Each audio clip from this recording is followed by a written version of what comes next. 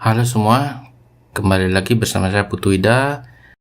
Kali ini kita akan lanjutkan materi kriptografi.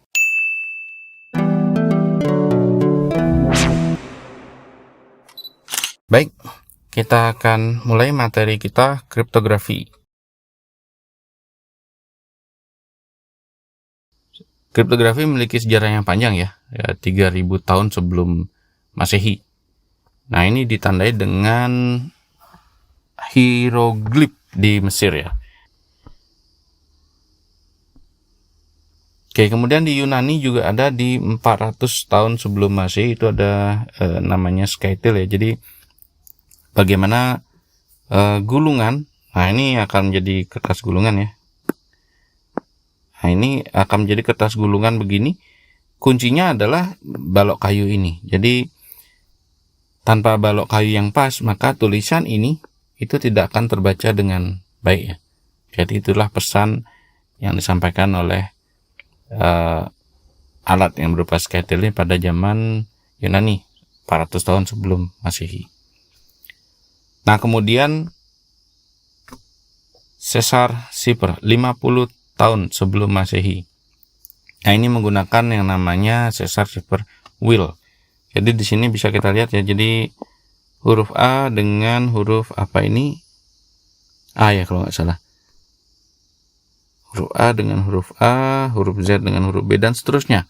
Jadi kita dengan memutar roda ini, jadi misalnya huruf C itu akan disandingkan dengan huruf Y. Huruf F itu disandingkan dengan huruf V, dan seterusnya.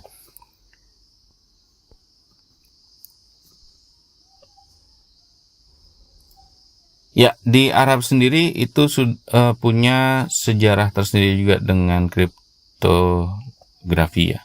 Ini dari bukunya Arabic Origin of Cryptology, itu abad ke-9.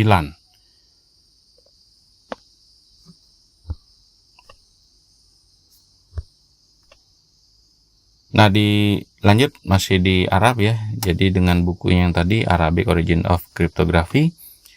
Jadi di situ disebutkan ada jenis-jenis cipher yang dapat dikelompokkan dalam 8 tipe. Transposisi, substitusi, penambahan atau reduksi jumlah huruf, penggunaan piranti sandi, penggantian huruf dengan angka, dengan pembobotan tersendiri ya, secara desimal, kemudian penggantian huruf dengan nama genetik, dan menggunakan simbol atau tanda untuk menyatakan huruf. Seperti yang dilakukan pada Mesir ya. Nah, itulah kira-kira yang ada dalam buku ini. Nah, kemudian kita balik kembali ke bukunya. Jadi bisa disimpulkan bahwa kriptoanalisis itu lahirnya di Arab, kira-kira begitu. Nah, sejarah berikutnya kita masuk ke India, di mana di India ini digunakan oleh para pecinta ya, lovers. Ya, kita sampai pada abad 17. Nah, sejarah mencatat ya, ada korban di Inggris, yaitu Queen Mary of Scotland. Nah, pada zaman Perang Dunia Kedua, Nazi Jerman itu membuat sebuah mesin enkripsi terkenal ya. Jadi ini adalah Enigma. Bagaimana mengenkripsi pesan plain text ya menjadi ciphertext itu dengan menggunakan mesin ini. Pada zaman Renaissance, abad pertengahan ya, jadi abad 15 sampai 16 ya. Kemudian di sini dikenal ada Wegener cipher dan Clever cipher. Nah, Wegener cipher itu seperti gambar yang di atas ya. Jadi bagaimana mengenkripsi itu dengan menggunakan struktur tabel yang dibuat ini. Jadi jika T ketemu dengan kuncinya I, maka akan menghasilkan huruf B. Seperti itu kira-kira. Dan kunci ini akhirnya berkembang dan tidak harus berurut seperti ini. A, A, B, B, C, C seperti ini. Jadi ya berkembang lagi. Nah, berbeda dengan satunya itu Clever cipher ini dipromosikan oleh diplomat Inggris ya, Lord Clever ya. Walaupun penemu aslinya yang sebelumnya adalah Charles Wheatstone ya, 1854. Nah, di sini bisa kita lihat. Jadi ini adalah kuncinya. Codes, ini adalah kata kuncinya. Nah, kata kunci ditempatkan pada bagian awal, kemudian sisanya adalah mengurutkan abjad. Nah, kemudian di sini ada huruf I dan J yang disatukan. Nah, di sini dengan menggunakan dua huruf ya, yang berpasangan, sehingga nanti akan menghasilkan kunci yang berpasangan juga. Oke, kita sampai pada kriptanalisis. Nah, sejarah kriptografi paralel dengan sejarah kriptanalisis ya. Jadi bagaimana mengamankan itu sejarahnya akan paralel dengan bagaimana menerobos keamanan itu sendiri. Nah, teknik kriptanalisis itu sudah ditemukan sejak abad ke-9 menurut buku yang tadi ya, oleh seorang ilmuwan Arab ya. Nah, ini adalah yang dilakukan oleh Al-Kindi ya. Jadi bagaimana huruf A itu frekuensinya kemunculan adalah 600, L 437 dan seterusnya ya. Nah, kemudian kriptanalisis ini dicatat dalam sejarah ini adanya telegram Zimmermann. Ya, kita sampai pada kriptografi. Nah, yang pertama adalah terminologi. Oh salah, yang kedua. Tadi sudah sejarah, sekarang terminologi. Nah, di sini terminologinya tentu ada pesan yang akan diproses, kemudian pesan itu ditulis oleh si pengirim.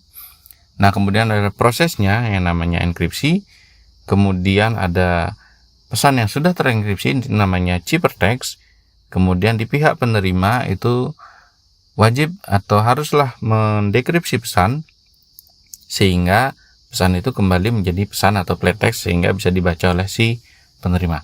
Kita masuk ke terminologi pertama ya, jadi antara pengirim dan penerima. Nah, siapakah pengirim dan penerima? Bisa jadi keduanya adalah orang, atau bisa jadi salah satunya orang, salah satunya mesin. Ini seperti kalau kita menjawab atau kita menelpon, kemudian dijawab oleh mesin telepon. Nah, bisa jadi oleh mesin ke mesin juga.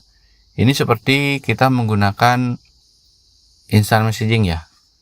Jadi aplikasi perpesanan sekarang yang sudah menggunakan teknologi enkripsi. Nah, itu yang mengenkripsi dan mendekripsi adalah mesin itu sendiri. Oke, kemudian pesan. Nah, ada dua pesan, ada plain text atau clear text. Ini biasanya dapat dengan mudah dibaca, kemudian dapat dengan mudah dimengerti juga artinya. Nah, pesan yang kedua adalah ciphertext. Nah, ciphertext ini adalah pesan yang sudah disandikan. Nah, ini akan sulit untuk dibaca secara biasa ya. Jadi perlu didekripsi dulu untuk bisa dibaca. Nah, kemudian ada enkripsi dan dekripsi. Enkripsi adalah proses bagaimana plain text menjadi ciphertext atau biasa disebut enciphering. Kemudian dekripsi itu adalah proses dari ciphertext menjadi plain text atau biasa disebut dengan deciphering. Ya, ini adalah bagian bagaimana proses plain text dari si pengirim sampai diterima oleh si penerima. Plain text oleh Alice itu akan dienkripsi menggunakan kunci ya, kuncinya yang sama di sini yang dimiliki oleh si Alice dan si Bob, sehingga nanti si Bob bisa mendekripsi pesan dan bisa membacanya. Nah, selama proses pengiriman pesan yang sudah terenkripsi dari Alice ke Bob, itu pesannya sudah terenkripsi seperti ini. Jadi walaupun ini dibaca oleh si penyusup, itu tidak akan bisa dipecahkan secara sederhana. Nah, itulah materi kriptografi pada bagian kedua.